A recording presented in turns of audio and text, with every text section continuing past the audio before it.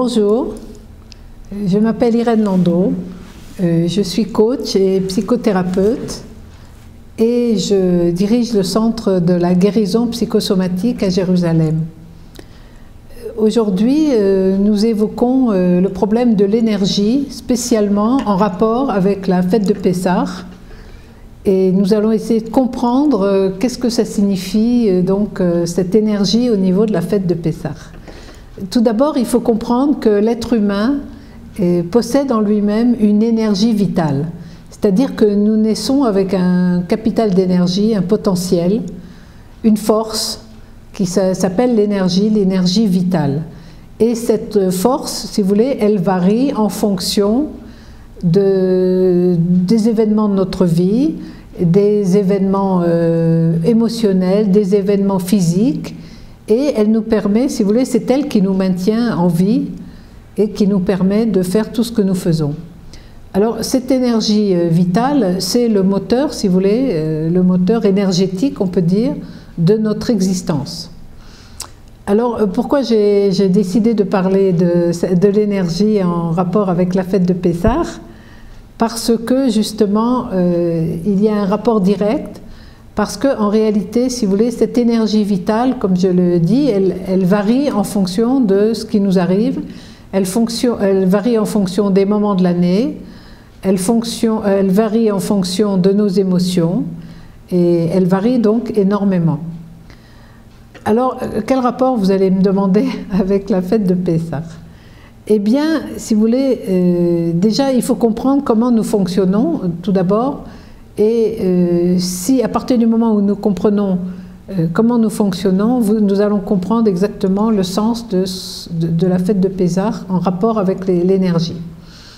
Alors, en réalité, il faut comprendre que, d'une manière générale, si vous voulez, dans la vie, tout ce que nous faisons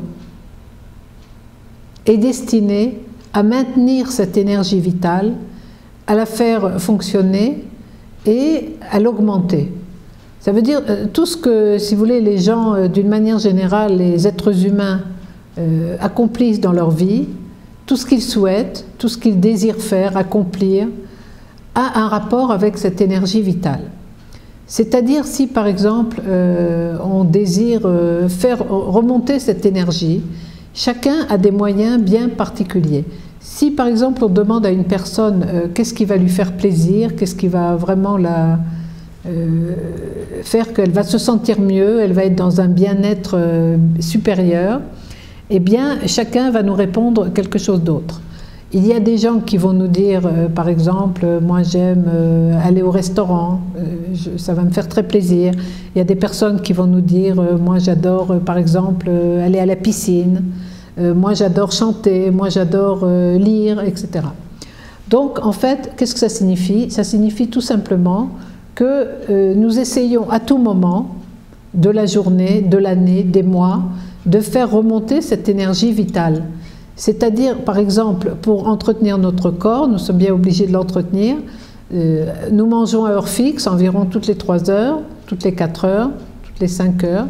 Pourquoi? Justement pour faire maintenir, si vous voulez, cette énergie vitale et la maintenir en activité.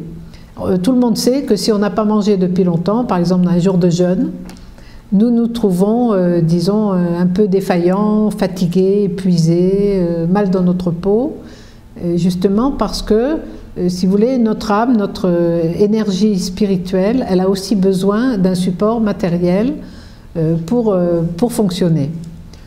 Donc, si vous voulez, nous avons les deux niveaux, évidemment. Donc, pour essayer de faire remonter cette énergie vitale, nous fonctionnons à l'aide de moyens matériels, on va dire. Alors, chacun, évidemment, selon, donc je disais, selon les périodes de l'année, s'il fait froid, peut-être que notre énergie, elle va baisser. S'il fait chaud, peut-être qu'elle va remonter. Parfois, c'est le contraire pour d'autres personnes. Et donc, cette énergie vitale, elle se maintient en nous d'une manière générale. Alors, quand elle fait défaut, si l'énergie baisse, c'est-à-dire si nous sommes en déficit d'énergie, eh bien nous allons, chas v'shalom, nous sentir mal, tomber malade, être en dépression nerveuse, Et il m'arrive justement, parmi tous les patients que je reçois chaque année, de voir très souvent énormément de gens dont justement l'énergie vitale est descendue et ils ressentent donc un manque au niveau de cette énergie. Et si vous voulez, tout le travail du thérapeute, c'est justement d'essayer de faire remonter cette énergie, alors à l'aide de divers moyens. Effectivement, la thérapie possède aujourd'hui énormément d'outils, si vous voulez, pour faire remonter cette énergie vitale, pour que la personne d'un état de déficience, de mal-être, de malaise, de maladie, passe à un niveau énergétique supérieur. Et je veux dire, il n'est pas rare de voir mes patients qui sortent du cabinet du thérapeute en train de sourire ou vraiment, disons, ils ont complètement transformé leur énergie et c'est le but, si vous voulez, du travail effectivement thérapeutique. Alors, je sais, vous allez me dire, mais attendez, on voulait parler un petit peu de Pessah, où est-ce que tu nous emmènes? Eh bien, justement, je voulais vous expliquer un petit peu le rapport avec la fête de Pessah. Alors, si vous voulez, les fêtes juives sont un moment très particulier au niveau énergétique, on va dire. Pourquoi ? Parce que, si vous voulez, bon, mon intention ici n'est pas de parler justement de la fête en elle-même, puisque je pense que vous avez assez de cours et de rabbinim qui vous parlent de ces fêtes, donc c'est pour ça que j'ai décidé de parler d'une façon un petit peu plus originale. Donc, si vous voulez, toutes les fêtes sont destinées, bon, à part évidemment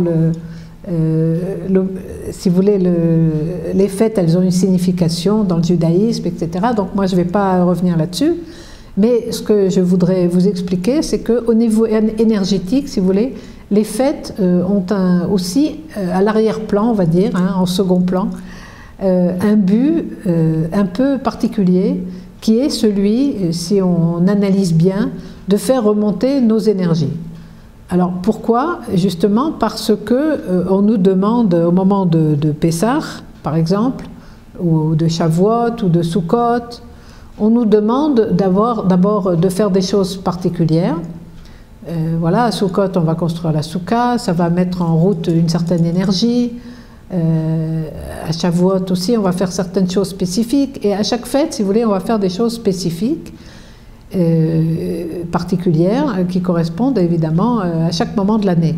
Alors, pourquoi je parle au niveau des énergies? Parce que si on évoque, par exemple, la fête de Pessah, eh bien, tout le monde sait qu'au moment de Pessah, on arrive, c'est la fin de l'hiver, si vous voulez, on est en général assez fatigué, et justement, on nous demande de faire des choses très particulières à Pessah, et en particulier, on nous demande, bon, toutes les femmes le savent, pas que les femmes, qu'on se lance dans le nettoyage, le grand nettoyage de Pessah. Alors évidemment, le nettoyage de Pessah n'est pas un nettoyage de printemps qui a été effectivement transformé un petit peu par les nations en nettoyage de printemps. C'est vrai qu'au niveau de, quand arrive le printemps ou le début du printemps, on a envie de se débarrasser justement de tout ce qui nous a encombré, des clipotes, on va dire, hein, des écorces qui nous ont encombrés pendant l'hiver. On a envie de se secouer, de faire du ménage, de ranger la maison. Et donc, ça correspond, si vous voulez, à une période particulière. Mais évidemment, dans le judaïsme, nous ne le faisons pas parce que nous avons simplement envie de faire du nettoyage. Nous le faisons parce que c'est Akadosh Baruch Hu qui nous l'a demandé de l'exécuter, qui nous a demandé de chercher le Hametz, qui nous a demandé de nettoyer nos maisons, qui nous a demandé finalement de nous purifier. Hein. C'est un genre de purification. Alors, quel rapport avec les énergies? Eh bien, justement, ce que je voudrais vous expliquer, c'est qu'au moment de Pessah, on nous demande de remonter en quelque sorte, de transformer et de remonter nos énergies. Alors, pourquoi? Parce que, comme je disais, on arrive à la fin de l'hiver, on arrive à un moment où c'est le renouveau et où on célèbre quelque chose de très particulier, c'est-à-dire, finalement, la sortie d'Égypte. C'est-à-dire quoi? C'est-à-dire qu'en Égypte, si vous voulez, le peuple juif, les Hébreux plutôt, étaient soumis à l'esclavage. Or, il n'y a pas d'état plus terrible, on va dire, que l'esclavage, puisque les Hébreux ont souffert énormément Ils ont souffert dans leur chair, ils ont souffert dans leur âme, ils ont souffert pendant énormément d'années, et nous célébrons donc à Pessah cette fête. Alors, en sortant d'Égypte, si vous voulez, et pour ceux qui sont sortis, puisque juste 1/5 du peuple est sorti, puisque les autres ne sont pas sortis, ils sont morts dans la plaie la Makat Rocher, la plaie de l'obscurité, puisqu'ils voulaient rester dans l'obscurité, ils sont restés dans l'obscurité de l'Égypte. Et si vous voulez, l'Égypte, c'était un moment justement où les énergies étaient extrêmement basses, puisque les Hébreux devaient travailler, ils étaient dans un état d'épuisement complet, et justement, ils avaient un état énergétique très très très bas. Et donc, quand on leur a dit, il faut sortir d'Égypte, ceux qui ont accepté, ceux qui sont partis, en n'écoutant pas la peur et l'angoisse qu'ils avaient, ils sont sortis et ils ont transformé, si vous voulez, cette énergie, la plus basse qui soit, l'énergie de l'esclavage, en une énergie fantastique, on va dire, puisqu'ils ont retrouvé la liberté. Ils ont tout de suite été, ils ont vu tout de suite des miracles, puisque la mer Rouge s'est ouverte, et ils ont retrouvé une énergie d'homme libre, quelque chose qui leur a redonné de la vie, de la chayout, et qui les a fait, si vous voulez, remonter donc du niveau de l'esclave, de l'énergie très très basse, au niveau de l'énergie beaucoup plus haute. Alors nous célébrons cette fête et on nous demande de rechercher le Hametz, de nettoyer. C'est ce que nous faisons. Alors nous nettoyons avec application pour essayer de rechercher dans la maison chaque trace de Hametz, qu'il ne reste pas de pain, qu'il ne reste pas aucune miette de pain, qu'il ne reste rien. Et en même temps, nous nettoyons la maison. Alors, que se passe-t-il quand nous nettoyons notre maison? Eh bien, tout simplement, nous nettoyons nos énergies. Nous nettoyons non seulement nos énergies, mais l'énergie qui est autour de nous. C'est-à-dire, effectivement, comme je l'ai dit au début, pour faire remonter nos énergies, nous pouvons trouver toutes sortes de moyens. Par exemple, s'asperger de parfum, faire remonter les énergies, sortir, respirer de l'air pur, faire remonter les énergies, aller au soleil, faire remonter les énergies, ainsi de suite. Parfois, parler avec une personne intéressante, écouter un cours de Torah, faire remonter nos énergies, etc. Donc en fait, si vous voulez, quand nous nettoyons notre maison, nous faisons en quelque sorte remonter les énergies autour de nous, de notre environnement. Et c'est vrai qu'une fois que tout est nettoyé, propre et mis en ordre, on ressent un bien-être. Et justement, c'est un bien-être énergétique parce que à ce moment-là, eh bien, on ressent vraiment que quelque chose a changé dans l'air. C'est une impression agréable. On ne sait pas toujours tellement pourquoi. On dit la maison elle est propre, tout a changé, tout s'est transformé.